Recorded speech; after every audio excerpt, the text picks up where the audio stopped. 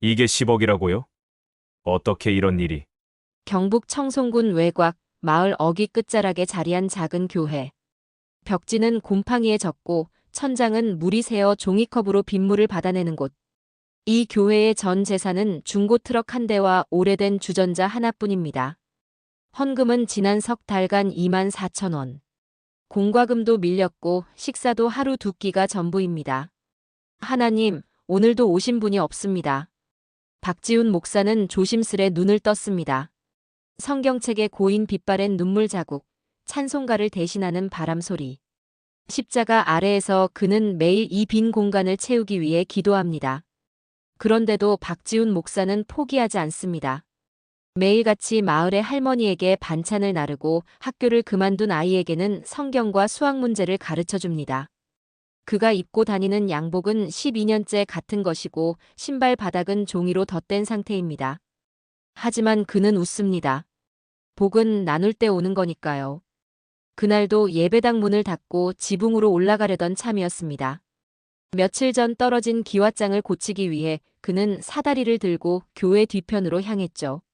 사람 하나 드문 산골이라 누구의 도움도 받을 수 없습니다. 이걸로 오늘까지 끝나겠지. 하지만 그렇게 생각한 순간 발밑 기왓장이 퍽 하고 부서지며 몸이 기울었습니다. 순간 균형을 잃은 박지훈은 그대로 사다리 아래로 떨어졌고 언덕을 따라 쿵쾅거리며 산비탈로 굴러떨어졌습니다. 머리가 띵했고 허리가 욱신거렸습니다. 온몸이 쑤셨지만 다행히 뼈가 부러지진 않은 듯 했습니다. 그리고 바로 그 순간 박 목사의 눈에 이상한 기척이 포착되었습니다. 박지훈은 숨을 고르며 몸을 일으켰습니다.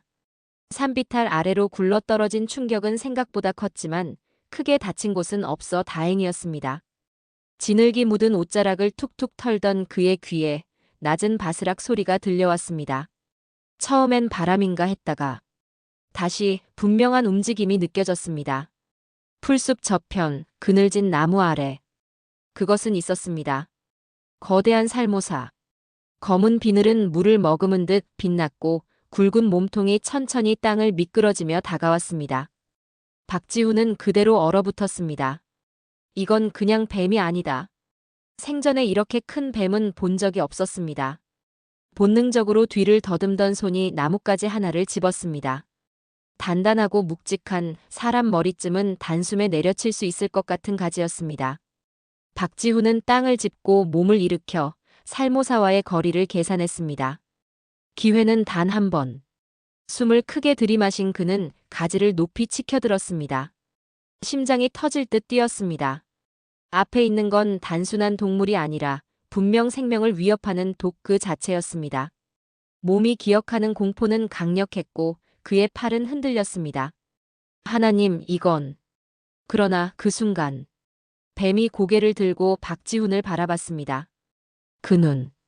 박 목사는 믿을 수 없었습니다. 분명 짐승이어야 할 그 뱀의 눈은 두려움도 없고 분노도 없었습니다. 오히려 무언가 오래된 감정을 담은 듯한 깊고 낯선 시선. 인간도 쉽게 가질 수 없는 눈빛이었습니다. 팔을 든 채 멈춰선 그는 떨리는 숨을 몰아쉬었습니다. 가지 끝이 허공을 가르며 흔들렸고 뱀은 조용히 그를 바라보고 있었습니다. 죽이면 안 될 것 같습니다. 그 말은 입 밖으로 새어나왔고 동시에 박지훈은 가지를 천천히 내렸습니다. 그의 숨결처럼 뱀도 천천히 몸을 틀었습니다. 그리고 조용히 풀숲 너머로 사라졌습니다. 박지훈은 오래도록 그 자리에 서 있었습니다. 자신이 방금 무엇을 한 건지 확신할 수 없었지만 이상하게도 마음은 평온했습니다. 뱀의 몸이 지나간 풀밭은 마치 누군가 밟고 간 듯 움푹 파여 있었고 그 중심에 흙이 유난히 도드라져 있었습니다. 호기심에 박지훈은 무릎을 꿇고 뱀이 지나간 자리를 파보기 시작했습니다. 그리고 얼마 지나지 않아 단단한 감촉이 손끝에 닿았습니다. 이건 땅속에서 드러난 것은 오래된 항아리였습니다. 흙을 털어내고 뚜껑을 열자 그 안엔 지폐 다발과 금괴 그리고 누렇게 바랜 종이 한 장이 들어있었습니다. 이 땅이 제 빛을 되찾을 때 이 보물은 백성의 손에 쓰이기를 바란다. 1945년 2월 의암 조지훈. 박지훈의 손이 떨렸습니다. 항아리를 아는 채 그는 하늘을 바라봤습니다. 왜 저를 택하셨습니까? 그 순간 다시 바람이 불었습니다. 살모사가 사라졌던 그 숲 방향에서 조용히 나뭇잎이 흔들렸고 나뭇가지가 휘어지는 소리가 들렸습니다. 박지훈은 한 발짝 뒤로 물러서며 속삭였습니다. 살리지 않았다면 이걸 찾지도 못했겠지요. 그리고 다시 고개를 숙이며 말했습니다. 이건 저의 것이 아닙니다. 나누라는 뜻이겠지요. 그날 박지훈은 다시는 뱀을 해치지 않겠다고 마음속으로 서약했습니다. 그 살모사는 단순한 짐승이 아니라 누군가의 기도에 응답한 존재 같았으니까요. 이걸로 교회 지붕을 고칠 수도 있고 오랫동안 밀린 공과금도 낼 수 있고 성경책도 새로 살 수 있고. 박지훈 목사는 항아리를 바라보며 중얼거렸습니다. 거실 한가운데 다 쓴 김장용 고무대야 위에 항아리를 조심스럽게 올려두고 뚜껑을 살며시 다시 열었습니다. 지폐는 오래됐지만 보존 상태가 좋아 큰 문제는 없어 보였습니다. 금괴는 백지 단위로 4개. 도합 10억 원어치. 하지만 그 안에 들어있던 편지 한 장이 그를 붙잡고 있었습니다. 이 재산은 민중의 손에 닿기를. 이 땅이 빛을 되찾는 날, 그날까지 묻어둔다. 1945년 2월. 의암 조지훈. 그는 편지를 두 손에 꼭 쥔 채 오래도록 침묵했습니다. 한밤중에 작은 교회 거실 안. 달빛에 비쳐 빛나는 항아리와 그를 내려다보는 예수상 아래에서 박지훈은 자신에게 물었습니다. 이건 내 것이 아니야. 마을 어귀에 사는 김복래 할머니는 허리 수술을 받아야 했지만 병원비가 없어 몇 년째 통증에 시달렸고 철물점 김씨는 자식 대학 등록금을 못 구해 매일 술에 취해 지냈습니다. 중학생 윤석이는 어머니 없이 자라면서도 공부를 포기하지 않으려 교회 옆에 와서 혼자 책을 읽곤 했죠. 박 목사는 조용히 손을 모았습니다. 그는 지금 돈을 지키는 자가 아니라 흘려보낼 자가 되어야 한다는 것을 알고 있었습니다. 다음 날 새벽 그는 교회 뒤편 조그만 언덕길을 올라가 평소 함께 성경 공부를 하던 동네 아이 윤석이를 불렀습니다. 윤석이는 놀란 눈으로 항아리 속을 들여다봤습니다. 목사님 이게 뭐예요? 진짜 돈이에요? 박지훈은 고개를 끄덕였습니다. 그래. 그런데 이건 내 것이 아니야. 누구에게도 소유될 수 없는 돈이야. 그럼 어떻게 할 건데요? 그는 입술을 앙 다물었다가 조용히 말했습니다. 절반은 이 마을을 위해 쓸 거야. 외롭게 사는 어르신들, 돈 없어 병 못 고치는 분들, 공부를 포기해야 하는 아이들. 그 사람들 몫으로. 그리고 나머지 절반은 세상을 바꿀 아이들을 위해 남겨둘 생각이야. 세상을 바꿀 아이들이요? 박지훈은 윤석이를 바라보며 미소 지었습니다. 그래. 널 포함해서. 배우고 싶은데 기회가 없었던 아이들, 누구도 지켜주지 못했던 고아들. 그 아이들을 위한 재단을 만들 거야. 윤석이는 말없이 고개를 끄덕였습니다. 아이의 눈 속에는 놀라움과 존경, 그리고 처음 마주하는 세상의 거대한 기운 앞에서의 경외심이 함께 담겨 있었습니다. 박지훈은 조용히 항아리 뚜껑을 덮었습니다. 살모사가 보여줬어. 죽일 수도 있었는데 그 눈을 보고 그러지 않았어. 그게 바로 이 돈의 의미인 것 같아. 복은 가만히 쥐고 있으면 썩는 거야. 흘려보내야 살아나. 그날 밤 박 목사는 자필로 희망나무 재단이라는 제목의 노트를 쓰기 시작했습니다. 손글씨는 서툴렀지만 그의 마음은 분명했습니다. 이제 그는 선택했습니다. 다음 날 아침 박지훈은 교회 창고에서 먼지 쌓인 박스를 꺼냈습니다. 평소 거의 쓰지 않던 공책과 봉투, 계산기를 꺼내 책상에 하나씩 정리해 두었습니다. 금액을 계산하고 이름을 정리하고 우선순위를 기록하기 위한 준비였습니다. 복은 어디서부터 흘러야 가장 멀리까지 갈 수 있을까? 그가 가장 먼저 떠올린 사람은 김복래 할머니였습니다. 90이 넘은 나이에도 홀로 밭일을 하며 사는 이웃. 수년째 병원 한 번 제대로 못 가본 몸이었고 병원비가 없어 허리를 구부린 채 살아왔습니다. 박 목사는 먼저 양복 윗주머니에 봉투 하나를 넣고 그녀의 집을 찾아갔습니다. 낡은 초가집에 들어서자 할머니는 그를 보고 반가운 듯 미소를 지었습니다. 목사님, 또 별것도 아닌 거 들고 오셨네. 박 목사는 조심스럽게 봉투를 꺼내 그녀의 손에 쥐어주며 말했습니다. 할머니, 이건 제 돈이 아니에요. 누군가에게 받은 건데 꼭 할머니께 드리고 싶었어요. 허리 치료 꼭 받으셔야 해요. 더 이상 고통 참지 마시고요. 봉투 안에는 병원비와 교통비, 그리고 기초 생계비 3개월치가 들어 있었습니다. 김복래 할머니는 두 손을 덜덜 떨며 눈시울을 붉혔습니다. 이 늙은이를 잊지 않고 목사님은 진짜. 그녀는 끝내 말을 잇지 못한 채 박지훈의 손을 꼭 잡았습니다. 그날 오후 그는 또 하나의 봉투를 들고 철물점 김 씨를 찾았습니다. 아들이 대학에 합격했지만 등록금을 못 내 포기 직전이었던 집. 이건 목사님, 이건 너무 많잖아요. 등록금 낼 수 있게 해주세요. 그리고 다시 술 끊으셔야 해요. 아이 앞에서 그 눈물, 더는 안 보이게. 철물점 김 씨는 아무 말도 하지 못하고 고개를 끄덕였습니다. 그리고 며칠 후 교회 앞에는 작은 화분 2개가 놓여 있었습니다. 고맙습니다. 다시 살아보겠습니다. 라는 메모가 함께였습니다. 그렇게 첫 번째 주에만 5가정이 도움을 받았습니다. 박지훈은 사람들 몰래 작은 규모로 꼭 필요한 곳에만 조심스럽게 전달했습니다. 누구도 의심하지 않았고 누구도 금액을 묻지 않았습니다. 그는 사람들의 필요를 먼저 보고 있었기 때문이었습니다. 그리고 교회 2층 조그마한 방 한 칸. 그곳에 오래된 책상과 중고 컴퓨터 한 대를 들여놓고 간판 없는 작은 재단을 열었습니다. 희망나무 재단. 첫 장학 대상자는 3명의 고등학생. 고아 출신으로 보호 종료 후 기숙사에서 쫓겨나듯 나와야 했던 아이들이었습니다. 박 목사는 아이들 하나하나에게 직접 전화를 걸었습니다. 내가 하고 싶은 게 뭔지 아직 몰라도 괜찮아. 하지만 세상이 널 함부로 대학에 내버려 두지 않으려면 우리가 먼저 너를 믿어줘야 해. 처음엔 믿지 못하던 아이들, 전화를 끊고도 며칠을 고민하던 아이들이 한 명씩 교회 문을 열고 들어오기 시작했습니다. 한 소녀는 수줍게 종이에 적힌 글을 건넸습니다. 검사가 되고 싶어요. 어릴 때 엄마가 당한 일을 아무도 도와주지 않았어요. 나라도 그런 사람들을 지켜주고 싶어요. 박지훈은 미소 지었습니다. 그리고 작게 속삭였습니다. 그럼 너는 반드시 되어야 한다. 바람이 예배당 창문을 스쳤습니다. 그 바람은 어제보다 부드러웠고 오늘의 교회는 어제보다 더 밝았습니다. 이제 시작이야. 복은 흐르기 시작했어.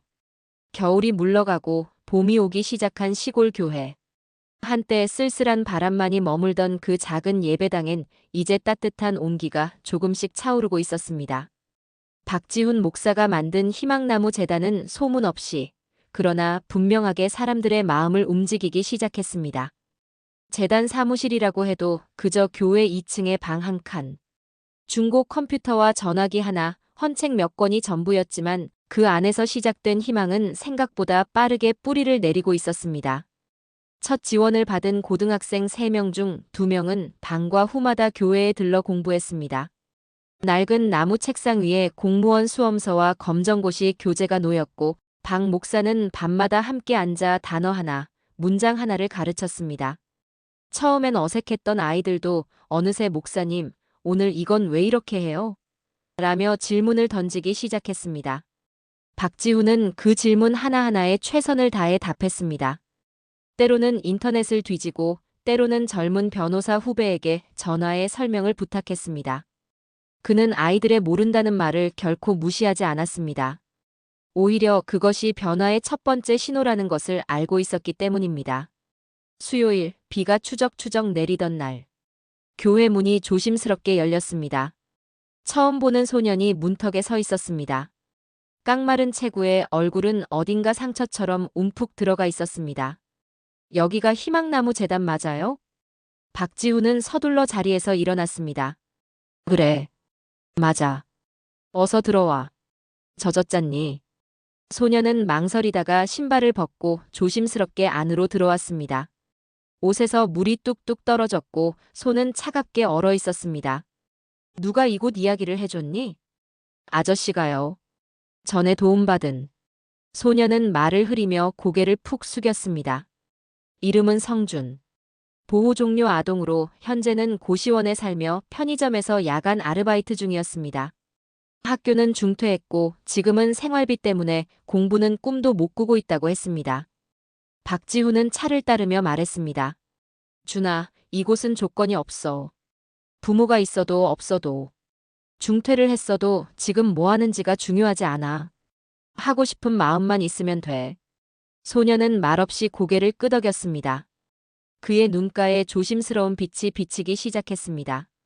그날 이후 성준은 교회에 매일 들렀습니다. 처음엔 눈치를 보며 구석에 앉았지만 며칠 후엔 먼저 인사했고 한 달 후엔 수험서를 펼쳐 직접 질문을 하기 시작했습니다. 시간이 흐르자 아이들끼리도 우정이 생겼고 작은 예배당 안은 조용한 학습 공간으로 바뀌었습니다. 누군가는 사법시험을 준비했고 누군가는 간호사가 되고 싶다고 했습니다. 그리고 어느 날 박지훈은 처음으로 희망나무 재단의 존재를 마을 회관에 공개하기로 결심했습니다. 목사님, 그럼 기사가 날 수도 있어요. 사람들 많이 오겠네요. 아이들은 반쯤 걱정, 반쯤 기대의 눈으로 물었습니다. 박지훈은 조용히 웃으며 고개를 끄덕였습니다. 그럼에도 불구하고 우리는 숨지 않을 거야. 이 돈은 복이야. 복은 숨기는 게 아니라 나누는 거야. 그날 마을 회관 작은 강당엔 주민들과 청소년 몇 명, 교회 성도 몇 명이 모였습니다. 박지훈은 단상에 서서 자신이 뱀을 죽이지 않았던 이야기부터 항아리를 발견한 이야기, 그리고 지금까지 아이들에게 어떤 도움을 주었는지를 설명했습니다. 모두는 조용히 그의 이야기를 들었습니다. 누군가는 믿지 못했고 누군가는 눈물을 흘렸습니다. 하지만 마지막에 박지훈이 한마디는 그 공간 전체를 바꾸어 놓았습니다. 복은 내가 가진 걸 움켜쥐는 게 아닙니다. 복은 나누어질 때 그 자체로 살아 움직이는 겁니다. 우리가 받은 복은 이제 누군가의 인생이 될 겁니다. 그날 밤 교회 문 앞에는 익명의 봉투 하나가 놓여 있었습니다. 안에는 이렇게 적혀 있었습니다. 나도 흘리고 갑니다. 이 복이 다음 사람에게도 닿기를. 목사님, 오늘 발표나요. 재단에서 가장 먼저 등록한 소녀, 수연이는 두 손을 꼭 쥔 채 앉아 있었습니다. 검은색 정장 차림에 머리는 단정하게 묶였고 눈빛엔 긴장과 기대가 뒤섞여 있었습니다. 검사 임용 발표일. 박지훈은 평소보다 조용히 고개를 끄덕였습니다. 그동안 얼마나 노력했는지 내가 알잖니. 수연아, 넌 준비됐어. 수연이는 작게 숨을 들이쉬었습니다. 그녀가 처음 이곳에 왔을 때는 고작 18, 눈을 제대로 마주치지도 못하는 아이였습니다. 그러나 지금은 가난과 외로움을 이겨내고 법과 정의를 향해 한 걸음 한 걸음 걸어온 성인이 되어 있었습니다. 오후 3시. 재단 사무실 한쪽에 놓인 낡은 컴퓨터 앞에 수연이가 조심스레 앉았습니다. 인터넷 페이지를 열고 수험 번호를 입력했습니다. 화면이 바뀌는 순간 수연이는 손으로 입을 막았습니다. 눈가에 눈물이 고이더니 마침내 박지훈을 돌아보며 웃었습니다. 붙었어요. 목사님, 저 붙었어요. 박지훈은 말을 잇지 못하고 그 자리에 멈췄습니다. 눈앞에 이 아이가, 그토록 두려워하고 움츠러들던 아이가 이제는 누군가의 인생을 지킬 수 있는 검사로 성장했다는 사실이 그의 가슴을 벅차게 했습니다. 그래, 잘했다. 이제 넌 누군가에게 복이 될 수 있는 사람이구나. 며칠 뒤 재단엔 또 다른 소식이 도착했습니다. 성준, 그 깡마른 아이. 고시원 생활을 견디며 새벽에 공부하고 낮에 아르바이트를 하던 그 소년이 로스쿨 입학을 허가받은 것이었습니다. 희망나무 재단 1기생 성준, 국선 변호사 되겠다는 꿈 향해 첫발. 그 제목의 지역 신문 기사엔 성준의 사진과 함께 박지훈 목사의 작은 교회 사진도 함께 실려 있었습니다. 기사는 온라인을 타고 퍼졌고 각종 커뮤니티와 SNS엔 진짜 기적 같은 이야기, 복은 흘러야 한다는 걸 보여준 분이라는 말들이 쏟아졌습니다. 그때부터 재단엔 전국 각지에서 문의가 들어오기 시작했습니다. 부모를 잃은 아이들, 학비가 끊긴 청소년들, 그리고 그 아이들을 도와주고 싶다는 자원봉사자들까지. 박지훈은 혼잣말처럼 말했습니다. 이제 뿌린 씨앗이 열매를 맺기 시작했군요. 마을 사람들도 변하기 시작했습니다. 예전엔 교회에 무관심하던 이들이 직접 텃밭 작물을 들고 찾아와 아이들을 챙겼고, 청년들은 컴퓨터를 고쳐주고 할머니들은 밤마다 반찬을 나누어 주었습니다. 재단이라는 단어가 사람들을 단절시키는 게 아니라 연결시키는 다리가 되었다는 것을 마을 전체가 느끼고 있었습니다. 그러던 어느 날, 박지훈은 교회 마당에서 누군가를 발견했습니다. 중년의 남자, 깔끔한 정장 차림. 어딘지 모르게 낯설지 않은 얼굴. 목사님, 혹시 절 기억하시겠습니까? 박지훈은 고개를 갸웃하다가 그를 보고 눈을 크게 떴습니다. 혹시 김윤호? 그는 박지훈이 15년 전 중학교에서 인연을 맺은 학생이었습니다. 문제아로 낙인 찍혔지만 박지훈은 그를 끝까지 포기하지 않고 졸업까지 함께 걸어준 아이. 제가 그땐 잘 몰랐습니다. 그런데 희망나무 재단 소식을 듣고 목사님 이름을 보고 알았어요. 저도 뭔가 보태고 싶어서 왔습니다.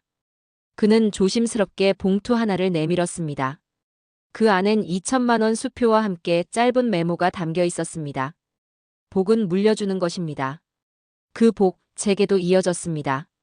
박지훈은 오래도록 말없이 봉투를 쥔 채 하늘을 올려다보았습니다. 봄 하늘은 높고 맑았고 그 아래에서 그는 조용히 눈을 감았습니다. 하나님, 이제 이 아이들이, 이 마을이, 이 세상이 복을 흘릴 수 있는 강물이 되게 해주십시오. 그리고 그날 밤, 그는 오래전 숲속에서 만났던 그 살모사를 문득 떠올렸습니다. 다시 나타날지는 모르지만 그 존재가 준 의미만은 평생 잊지 않을 것입니다. 그날은 이상하게 고요한 날이었다. 바람 한 점 없는 오후, 교회 마당엔 볕이 내려앉았고 박지훈은 텃밭에 심어둘 고구마 순을 손질하고 있었다. 아이들은 도서관에서 공부 중이었고 마을은 평온했다. 그런데 무언가 기이한 기척이 등을 스쳤다. 뒷덜미에 서늘한 바람 한 줄기. 그리고 그와 거의 동시에 발밑의 흙에서 바스락하는 낮고 길게 끌리는 소리가 들려왔다. 박지훈은 천천히 고개를 돌렸다. 거기 있었다. 1년 반 전 산비탈 아래서 마주했던 그 살모사. 검은 비늘은 여전히 서늘했고 움직임은 여전히 조용했다. 하지만 지금 그 눈은 낯설지 않았다. 박지훈은 무릎을 꿇고 그대로 그 뱀을 응시했다. 살모사는 그를 똑바로 바라보다 천천히 교회 쪽으로 방향을 틀었다. 그리고 조용히 예배당 입구 앞에서 멈췄다. 박지훈은 무언가에 이끌리듯 뱀을 따라 걸어갔다. 예배당 문이 열려 있었고 오후 햇살이 강단 위 십자가를 비추고 있었다. 뱀은 문턱에 앉은 채 움직이지 않았다. 박지훈은 조용히 입을 열었다. 처음 널 봤을 땐 두려움이 전부였어. 그런데 내 눈을 보고 나는 멈췄고 그 멈춤이 내 인생을 바꿨지. 그 선택이 아이들을 살렸고 사람들을 변화시켰어. 그는 뱀 앞에 무릎을 꿇고 말없이 눈을 감았다. 기도라기보다는 고백에 가까운 정적. 그 순간 바람이 불었다. 살모사는 천천히 몸을 움직이더니 예배당 앞 계단을 내려가 마당 끝 언덕 방향으로 향했다. 그리고 거기 그가 항아리를 처음 발견했던 바로 그 산비탈 끝자락. 살모사는 거기서 잠시 멈추어 섰고 고개를 들었다. 박지훈은 뒤따라 그 자리에 섰다. 그도 모르게 심장이 뛰기 시작했다. 살모사는 그를 한 번 더 바라본 후 숲속으로 사라졌다.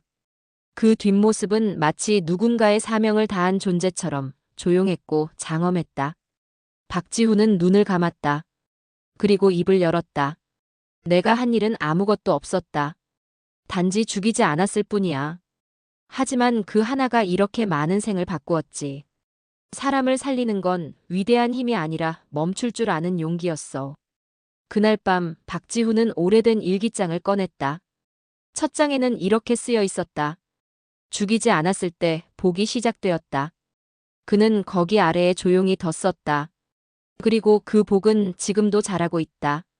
다음 날 아침 교회 마당으로 한 무리의 학생들이 들어왔다. 검정고시를 준비하는 아이, 유학을 준비하는 아이, 그리고 새롭게 도와달라며 찾아온 새 얼굴. 박지훈은 그들을 향해 미소 지으며 다가갔다.